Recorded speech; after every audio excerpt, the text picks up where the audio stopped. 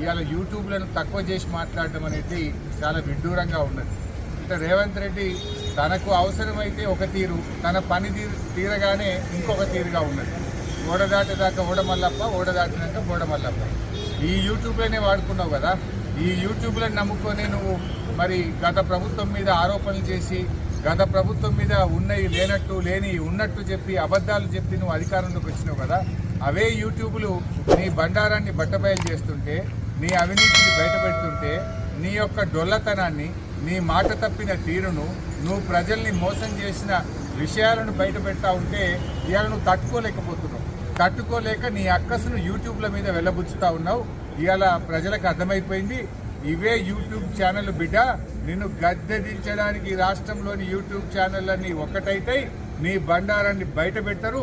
ఖచ్చితంగా నీకు తగిన శాస్తి ఈ యూట్యూబ్ ఛానళ్ళే చేస్తాయి.